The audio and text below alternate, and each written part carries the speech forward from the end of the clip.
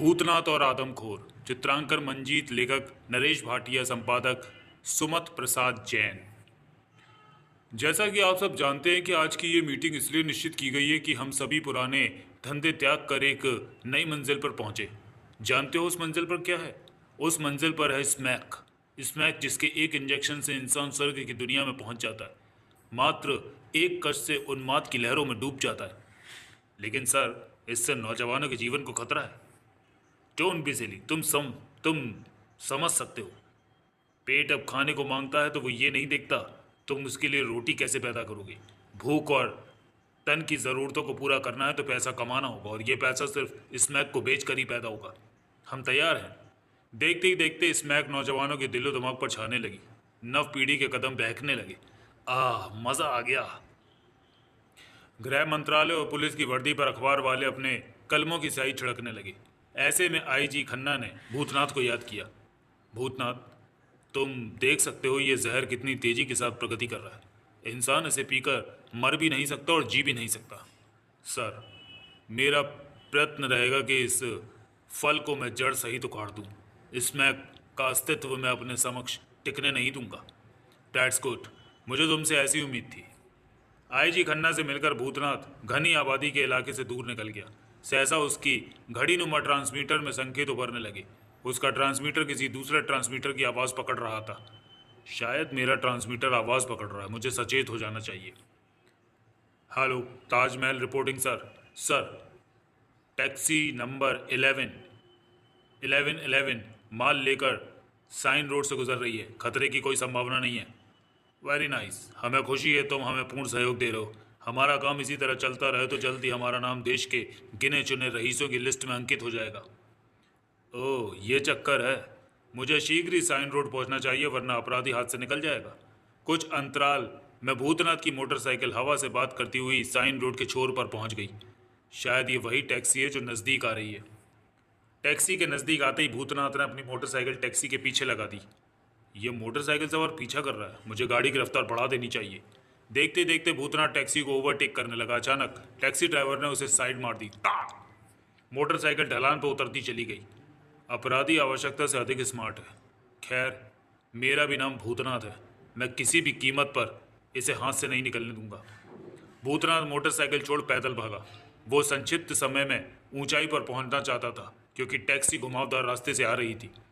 मुझे उस पुल पर पहले पहुंचना है। भूतनाथ पुल पर पहुंच गया। टैक्सी अभी आ रही थी। एक क्षण के लिए भी मैं चूक गया तो अपराधी अपने मकसद में कामयाब हो जाएगा। मुझे संभल कर कूदना होगा। निर्धारित समय पर भूतनाथ पुल से टैक्सी के ऊपर कूद गया। भगवान का लाख लाख शुक्र है मेरा निशाना सही है। भूतनाथ उसकी छत पकड़कर बोनट पर झुक गया। साथ में उसने खिड़की में हाथ डालकर रिवॉल्वर ड्राइवर की कनपट्टी पर लगा दिया। मेरी इस हरकत से ड्राइवर अवश्य प्रभावित होगा। फलस्वरूप ड्राइवर घबरा गया और उस घबराहट में स्टीयरिंग उल्टे हाथ की ओर काटता चला गया, जिससे टैक्सी सड़क के किनारे बनी पहाड़ी चट्टानों से जा टकराई। मुझे ज्ञात था ऐसा होगा। सेठ शिव कुमार अपने ऑफिस में बैठा सिगार पी रहा था। सहसा फोन घनघना उठा। Yes, Shiv Kumar speaking. Sir, मैं गिरधर बोल रहा हूँ। क्या बात है गिरधर, तुम्हारी आवाज़ कांप क्यों रही है? सर, तेजा माल सहित पकड़ा गया है और वो इस वक्त वीनस लाइन के थाने में है। मुझे नहीं लगता वो ज़ुबान खोलेगा, परंतु ऐसा होने से पहले अपने पुराने तरीकों से उसकी ज़ुबान हमेशा के लिए बंद करवा दो। Okay sir. वीनस लाइन का लॉकअप रूम, जहां इंस्पेक्टर अरुण और भूतनाथ द्वारा तेजा टैक्सी ड्राइवर से पूछताछ की जा रही थी। मिस्टर तेजा, तुम्हारी खामोशी जुर्म की गवाह है। नहीं साहब, ये झूठ है। साहब, अपन का सबसे बड़ा जुर्म है हम गरीब हैं। हमारी ये गलती है कि हम ड्राइवरी करता है। हम नहीं जानता हमारी गाड़ी में किसने स्मैक रखा है। हम उधर खोली में दारू पीने को गया था, इधर किसी ने 420 कर दिया। जानता है मेरा नाम भूतनाथ है। अगर तू अपने मुंह से कुछ नहीं बोला तो सारा जीवन तो इसी कालकोठरी में सड़ कर मर जाएगा। नहीं साहब, यह अन्याय है। जरा सोच तेजा, यदि तेरा अपना बेटा स्मैक के दलदल में फंस जाता और वो तेरे ही सामने नशे से पीड़ित होकर जान देता, फिर तू क्या करता? क्या तेरा खून नहीं खौलता? बोल तेजा, बोल। बेटा? हाँ, याद आया। मेरा बेटा संजीव उस कमीने की कैद में है। साहब, हम बताएगा उसका नाम। उसका नाम सेठ शिव कुमार है, जो शिव इंडस्ट्रीज का मालिक है। क्या झूठ बोलते हो तुम? इतने बड़े आदमी पर इल्जाम लगाते हो, तुम्हें शर्म आनी चाहिए। तुम उस पर इल्जाम लगाकर अपने आप को साफ बचाना चाहते हो। मैं जानता था साहब आप मेरी बात का यकीन नहीं करेंगे। वो इसलिए सच्चे और वो इतने सच्चे और ईमानदार हैं कि उनके पास दौलत से खरीदी हुई इज्जत है, और अपन गरीब है। नहीं तेजा, मेरा कहने का ये तात्पर्य नहीं है। हम इतने बड़े आदमी के ऊपर एकाएक एक्शन कैसे ले सकते हैं साहब? सबूत हम एक दिन में लाकर दे सकता है, लेकिन हम इस वक्त मजबूर है। हमारा बेटा उसका कैद में है। हम जास्ती उसके बारे में बोला तो शिव कुमार हमारे बेटे को ख़त्म कर डालेगा। सुनो तेजा, तुम पुलिस के मुखबिर बन जाओ, इसमें पुलिस तुम्हारी पूरी मदद करेगी। हम तैयार है साहब। अपन जानता है हम कुत्ते की मौत मरेगा, अपन का बेटा भी नहीं बचेगा, इसलिए हम आपका साथ देगा। करीब 6 महीने के उपरांत तेजा सेंट्रल जेल से छूटा। पुलिस का भरपूर सहयोग उसके साथ था। समय समय पर पुलिस को इन्फॉर्म करने की उसे चेतावनी दी गई थी। क्या तेजा जेल के बाद सेठ शिव कुमार के अड्डे पर पहुंचा। आओ तेजा, तुम्हारा स्वागत है। सेठ जी, मैं अपने संजीव से मिलने आया हूँ। ऐसी भी क्या जल्दी है तेजा? तुम हमारे पुराने वफादार साथी हो। पहले कुछ ड्रिंक करते हैं, उसके बाद तुम जैसा चाहो वैसा हो जाएगा। सेठ जी, मैंने पुराने वस्त्र त्याग दिए। तेजा, पुराने वस्त्र त्यागने या पहनने से आत्मा नहीं बदलती। संजीव से तुम्हें मिलने में हमें कोई एतराज़ नहीं है, किंतु ये भी हो सकता है कि तुम पुलिस से मिल गए हो, वरना पुलिस इतनी जल्दी अपराधी को नहीं छोड़ा करती। अपन समझा नहीं सेठ जी। सीधी सी बात है, तुम्हारा बेटा संजीव अब हमारे पास रहेगा। जब कभी तुमने अपनी ज़ुबान खोली तो उसकी लाश तुम्हारी आंखों के सामने गिरा दी जाएगी। और वैसे भी संजीव का जीवन तुम्हारे लिए बेकार है। हमने स्मैक का एक्सपेरिमेंट करके उसका शरीर बेजान कर दिया। अब वो बिना स्मैक के नहीं चल सकता। गिरधर, तेजा को अपने बेटे से मिलवा दो।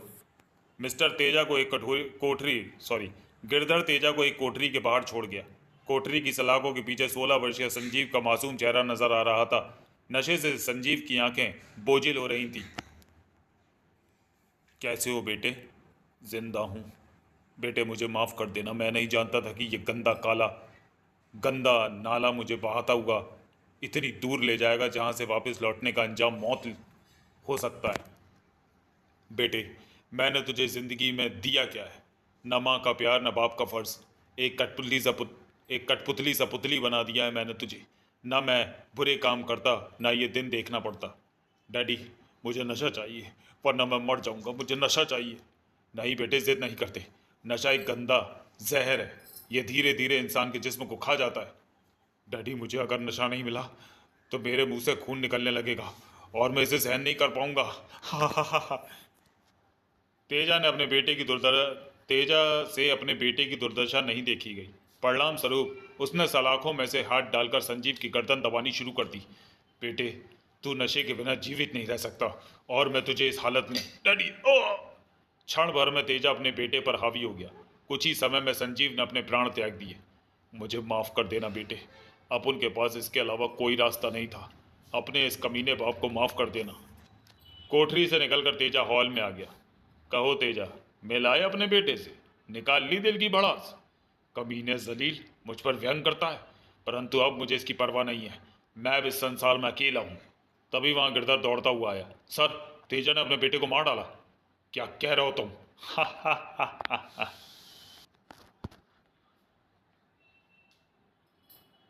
सेठ, गिरधर झूठ नहीं बोल रहा। अपुन ने ही अपने बेटे को तेरे नरक से आज़ाद कर दिया है। तेरे कारण मैं जेल गया, तेरे कारण मेरे हरे भरे परिवार के तिनके बिखर गए। मैं तुझे हरगिज नहीं छोड़ूंगा। तेजा ने बिना कुछ सोचे समझे सेठ शिव कुमार की गर्दन पर रिवॉल्वर टिका दिया। तेजा, ये क्या बदतमीजी है? ये वही बदतमीजी है जो मुझे बहुत पहले कर देनी चाहिए थी। मुझे औलाद का मोह नहीं होता तो तू मेरी जगह होता और अपन तेरी बेबसी पर खुलकर हंस रहा होता। अकस्मात सेठ शिव कुमार ने अपने पाँव के नीचे लगा चोर बटन दबा दिया, जिससे तेजा अंधकार मय कुएं में डूबता चला गया। हा हा हा हा हा। बचाओ! गिरधर, अब्दुल, जितनी जल्दी हो सके संजीव की लाश को ठिकाने लगा दो, और सुनो, भूतनाथ से कहो मुझसे मिलना चाहते हैं। Okay sir. स्मैक की बढ़ती भीड़ को देखकर केंद्रीय गुप्तचर विभाग को एक खास बैठक बुलाई। गोल मेज के चारों ओर बड़े बड़े पुलिस अधिकारी और भूतनाथ बैठे थे। मेज के मध्य में एक थाली में पान रखा था। मैं पूछता हूँ, कौन है स्मैक का निर्माता जो नवयुवकों की आंखों की रोशनी छीनकर उसमें स्मैक का जहर डाल रहा है? पुलिस विभाग के लिए कितने शर्म की बात है कि अपराधी नज़दीक होकर भी दूर है। आप लोग शायद जानते नहीं, आज भारत में एक साल के अंदर 1700 स्मैक पीने वालों की वृद्धि होती है। क्या इस बुनियाद को हिलाने वाला कोई नहीं है? आप में से कोई ऑफिसर यह दृढ़ता के साथ कहे कि मैं स्मैक बनाने वालों की नींव खोखली कर दूंगा, वही आगे आकर बीड़ा उठा ले। मैं उस बीड़े को उठाने के लिए सहर्ष तैयार हूँ। भूतनाथ ने आगे बढ़कर पान का बीड़ा उठा लिया। भूतनाथ, हमें तुम पर गर्व है, हमें विश्वास है तुम इस केस को हल कर लोगे। मीटिंग समाप्त होते ही भूतनाथ बाहर आ गया। गैलरी में उसे एक हवलदार ने रोका। साहब, आपका फ़ोन। किसका है? सेठ शिव कुमार का है। भूतनाथ फ़ोन रिसीव करने के लिए वहीं एक ऑफिस में पहुंचा। साहब, हम गिरधर बोल रहा है। सेठ शिव कुमार ने आज रात 9 बजे आपको खाने पर बुलाया है। ये एकाएक सेठ जी इतने मेहरबान कैसे हो गए? साहब, कुछ मेहरबानी आप लोगों का भी है, जिससे हमारा धंधा भी चलता रहता है। सेठ शिव कुमार आवश्यकता से अधिक चालाक है। मुझे भी इसके पेट में घुसना होगा, तभी कुछ पता लग सकेगा। भूतनाथ पुलिस स्टेशन पहुंचा, जहां इंस्पेक्टर अरुण बेताबी से उसका इंतजार कर रहा था। भूतनाथ, तेजा का कुछ पता चला? नहीं, तेजा का कहीं कोई निशान नहीं है। ये बुरा हुआ। मेरी एक राय है भूतनाथ, तुम तेजा को भूल जाओ और शिव कुमार की तिजोरी में प्रविष्ट होने की चेष्टा करो। मुझे सेठ शिव कुमार के काले कारनामों पर जल्दी ही कफन उड़ा देना चाहिए। रात्रि 9 बजे सेठ शिव कुमार के बंगले में। भूतनाथ, हम किसी विषय में बात करें इससे पहले ज़रूरी है कि हम खाने के टेबल पर पहुँचे। मुझे इनकार नहीं, परंतु पहले मैं कुछ और ही जानना चाहता हूँ। चलो, हम तुम्हारी ये शंका भी मिटा देते हैं। भूतनाथ, तुम तो ये जानते ही हो कि हम क्या व्यापार करते हैं।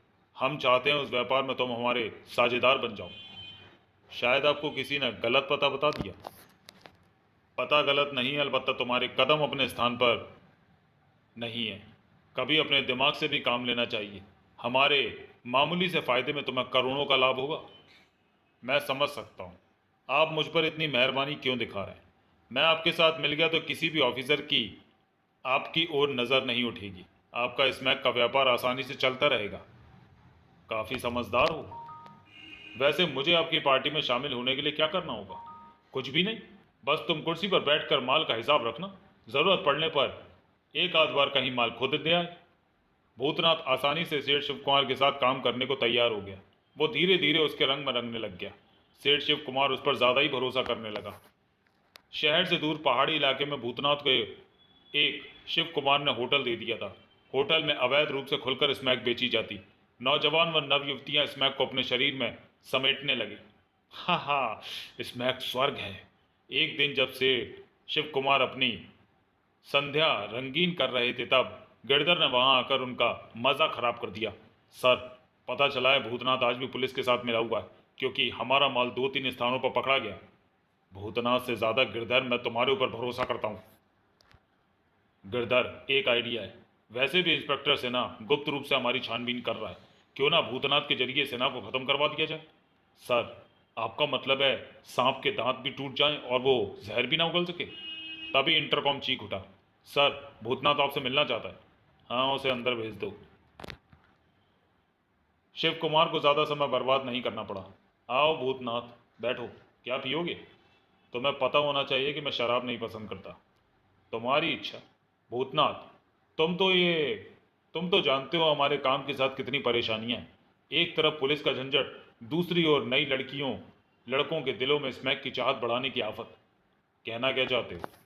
एक इंस्पेक्टर है सिन्हा, वो गुप्त रूप से होटल में कैमरा देखने आता है। वो स्मैक खरीदने के बहाने कई बार छानबीन कर चुका है, इसलिए उसने रिसेप्शनिस्ट से पूछताछ की है।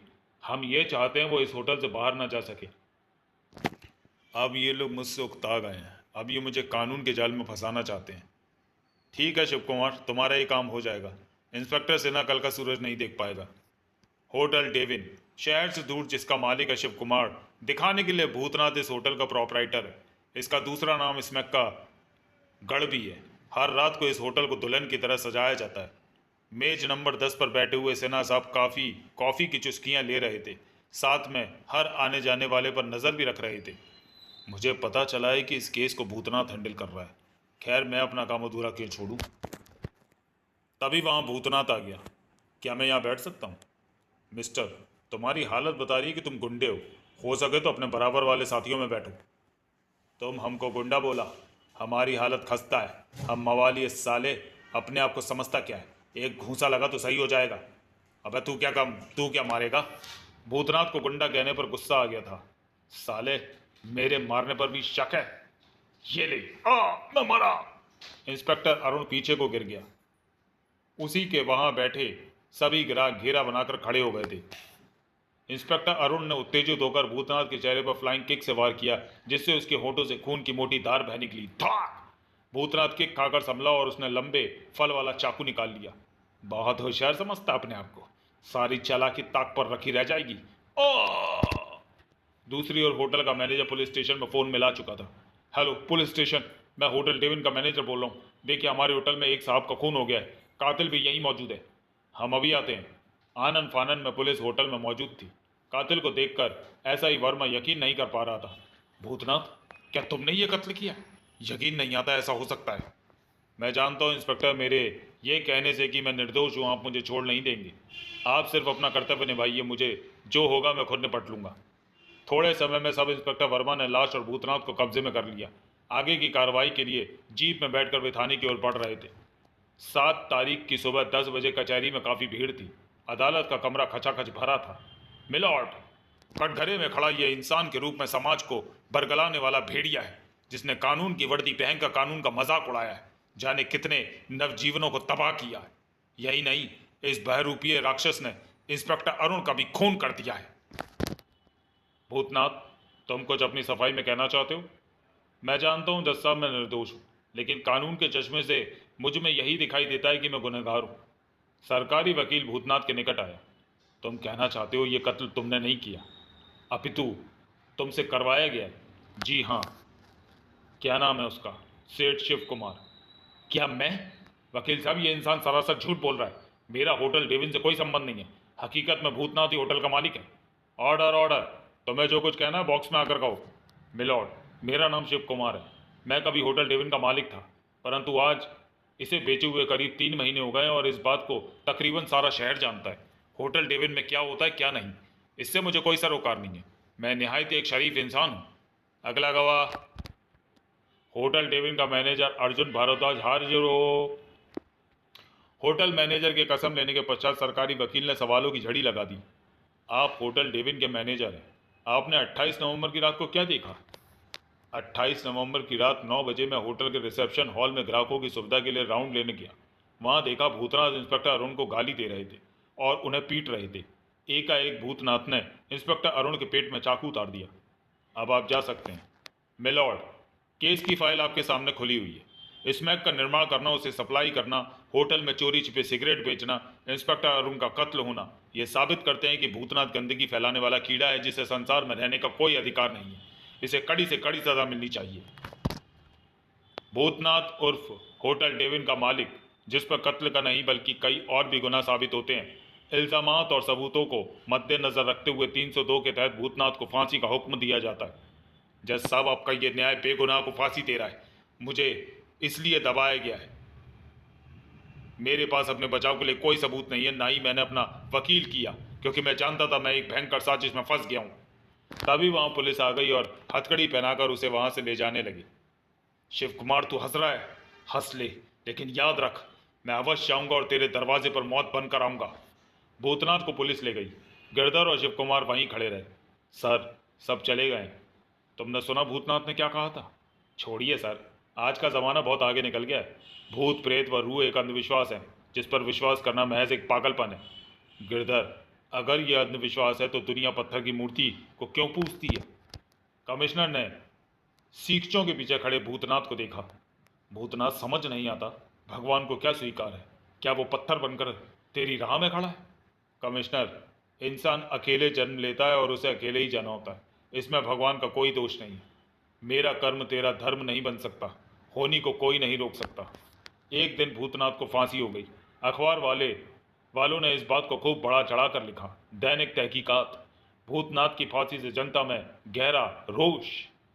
दूसरी ओर अब्दुल, गिरधर, मेरी राय है इस काम को कुछ दिनों के लिए बंद कर देना चाहिए। जब ये केस फाइल हो जाएगा तब हम आसानी से फिर से अपना काम शुरू कर सकते हैं। ठीक है। शिमला का एक हॉस्टल जहां शिव कुमार की बेटी छवि पढ़ती थी। नीरू उसकी अच्छी सहेलियों में थी। दोनों एक दूसरे के बिना रह नहीं सकती थीं। छवि, क्या बात है, नींद नहीं आ रही? मेरा तो काली चांदनी देखने का विचार है। यार, मेरा तो कल पिक्चर देखने का मूड है। तेरा क्या ख्याल है? कल रविवार है, छुट्टी भी है, चुपके से खिसक लेंगे। चलेंगे। अगले दिन पूर्व योजना के अनुसार दोनों ने काली चांदनी देखी। छवि, क्या हमारा इस तरह चोरी छिपे पिक्चर देखना उचित था? तू घबराती क्यों है? मैं तेरे साथ हूँ। छवि, 6:30 बज रहे हैं, जल्दी से टैक्सी पकड़ लें वरना हॉस्टल का चौकीदार बड़बड़ाएगा और प्रिंसिपल की डांट अलग से खाने को मिलेगी। टैक्सी। कहाँ चलना है मैडम? डॉक्टर राजेंद्र रोड चलो। कुछ क्षणों तक दोनों में चुप्पी रही। एकाएक वे दोनों चौंक गईं क्योंकि बीच में से एक कांच की दीवार उठ रही थी। हा हा हा हा। ड्राइवर, ये क्या बेहूदगी है? उनके देखते ही देखते कांच की दीवार छत से जा लगी। पिछली सीट के नीचे से एक लोहे की नली निकल आई थी जिसमें से सफेद बेहोशी का धुआं निकल रहा था। बचाओ! होटल के तहखाने में नीरू बेहोश थी। उसे 5-6 अजनबी घेरे खड़े थे। आह, मैं कहाँ हूँ? आप लोग कौन है? बेवकूफ़, देख क्या रो। इसे इंजेक्शन लगा कर देखो इसमें कहाँ तक सही है। नहीं, मैं इंजेक्शन नहीं लगवाऊंगी। नीरू के चीखने चिल्लाने पर उनके ऊपर कोई असर नहीं हुआ। इंजेक्शन अपना असर दिखा चुका था। मैं स्वर्ग में हूँ, मुझे आनंद आ रहा है। दोस्तों, मैं कामयाब हो गया। इसमें पूर्ण रूप से सही है। शिव कुमार सेठ ने इस बार जो माल भेजा वो पहले से कहीं बेहतर है। अगले दिन जब होश आया तो छवि ने अपने आप को हॉस्टल के एक कमरे में पाया। छवि, नीरू कहाँ है? मुझे नहीं मालूम मैडम, वो कहाँ है? तुम उसके साथ पिक्चर गया था। हम पूछताछ क्यों गया था? किससे इजाज़त दिया था? जानते हो तुम माल रोड पर बेहोश मिला था। गलती हो गई मैडम, हमें क्षमा कर दीजिए। प्रत्युत्तर में छवि ने आप बीती घटना प्रिंसिपल को सुना दी। ये बात थी। चल पुलिस चौकी, वहाँ रिपोर्ट लिखवाना। पिक्चर तुम लोग गया, सजा हमको भुगतना पड़ रहा है। डॉक्टर राजेंद्र रोड की पुलिस चौकी, जहाँ भूतनाथ ओवरकोट पहने कुर्सी पर बैठा प्रिंसिपल व छवि से पूछताछ कर रहा था। क्या तुम बता सकती हो उस टैक्सी का क्या नंबर था? जी, वो आमतौर से काले रंग की टैक्सी थी। नंबर तो मुझे याद नहीं। हाँ, उसका आखिरी नंबर अवश्य 26 था। ठीक है, अब आप लोग जा सकते हैं, हम आपको इत्तला कर देंगे। शुक्रिया इंस्पेक्टर। उनके जाते ही फ़ोन घनघना उठा। हेलो, इंस्पेक्टर राज स्पीकिंग। क्या कहा? बड़े नाले के पास लड़की की लाश? ठीक है, हम अभी शिनाख्त के लिए पहुंच रहे हैं। कुछ समय पश्चात भूतनाथ यानी इंस्पेक्टर राज लाश का मुआयना कर रहा था। नरेंद्र, जो पुलिस चौकी में नीरू नाम की लड़की की रिपोर्ट लिखवाई गई है, उससे यह हुलिया कितना मिलता जुलता है? मेरा भी यही ख्याल है कि यह वही लड़की है। उफ, कितनी बुरी तरह इसे चाकुओं से गोद रखा है। खैर, ये तो प्रिंसिपल ही पता लगाएगी कि ये नीरू है या कोई और। फिलहाल रामनाथ, तुम आसपास के दुकानदारों का बयान ले लो, मैं अभी आता हूँ।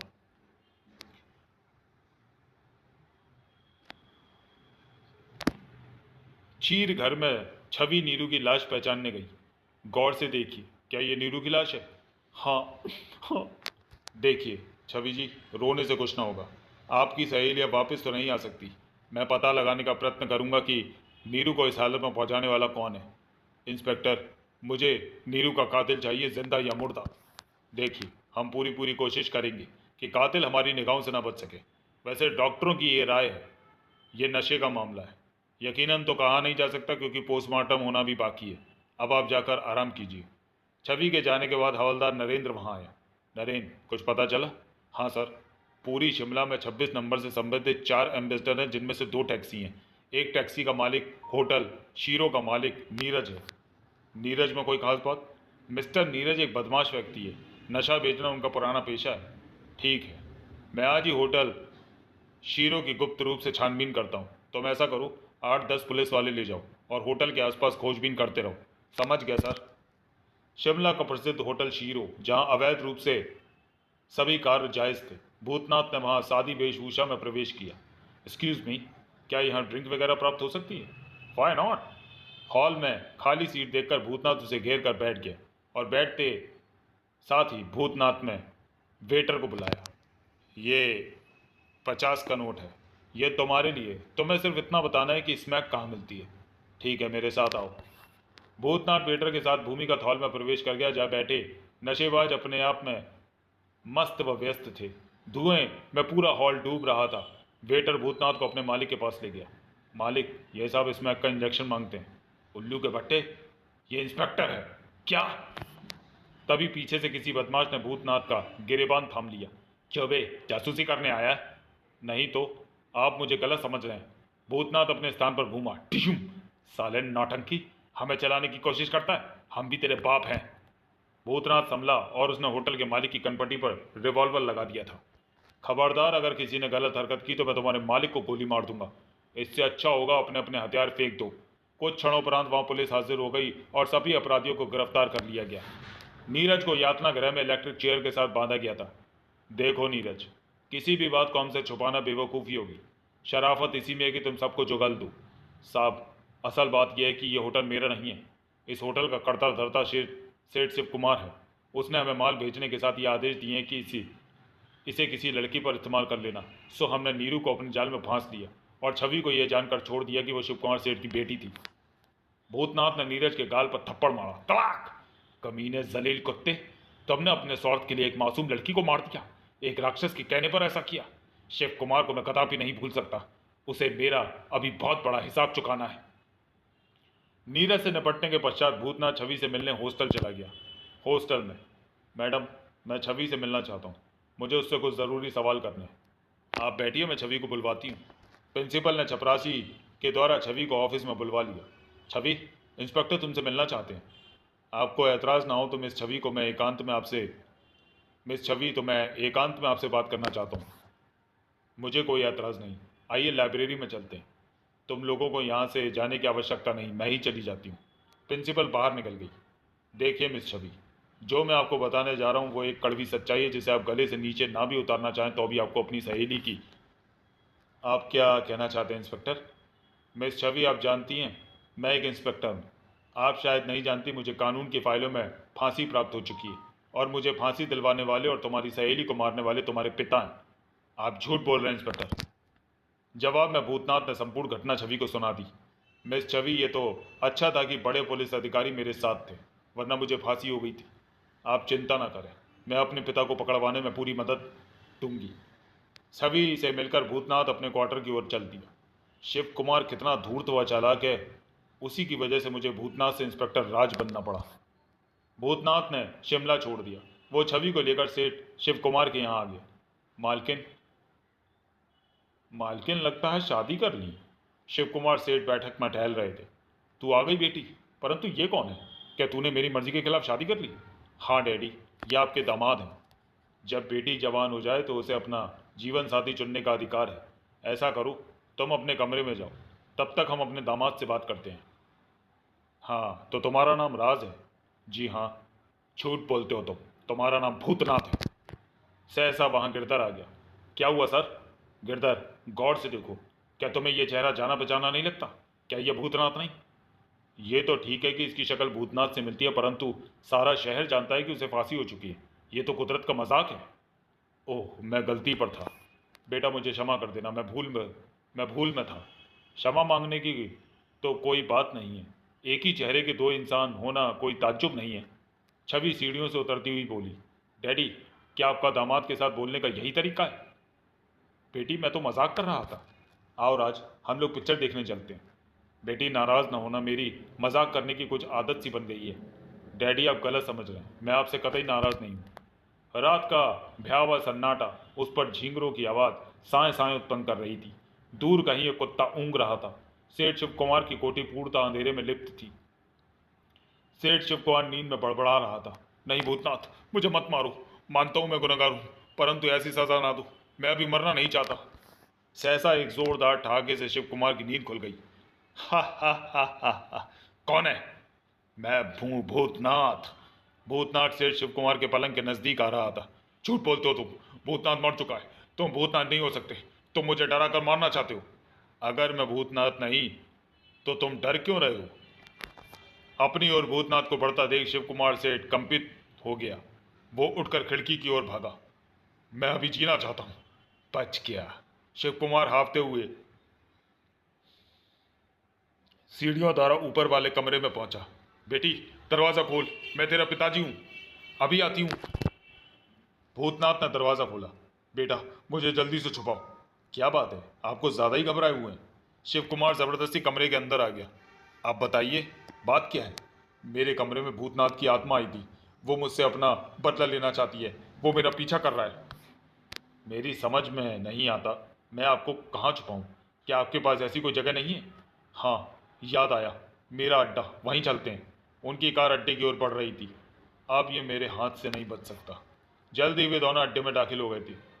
भूतनाथ ये मेरा अड्डा है। उफ, गोदाम कंसाइनमेंट से भरा हुआ है, मौत का पूरा सामान है। एकाएक भूतनाथ की नज़र एक इंसान पर पड़ी जिसे वो पहचान चुका था। इसे देख रहे हो, इसका नाम तेजा है, पुलिस का मुखबिर। ओह। तभी भूतनाथ ने शिव कुमार की गर्दन पर रिवॉल्वर लगा दिया। बेटे ये क्या कर रहे हो?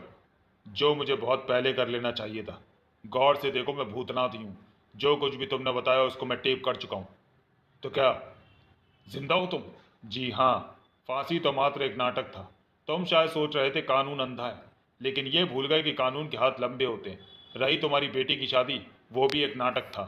अकस्मात वहां छवि ने पुलिस के साथ प्रवेश किया। इंस्पेक्टर अरुण सिन्हा तुम? शिव कुमार, तुम्हें हैरानी होगी, मुझे स्प्रिंगदार चाकू से मारा गया था। छवि ने अचानक रिवॉल्वर का ट्रिगर दबा दिया। बेटी तो तुमने अपने पिता को मारा? ओ! बेटी ये क्या किया? तुम्हें पिता कहते हुए मुझे शर्म आती है।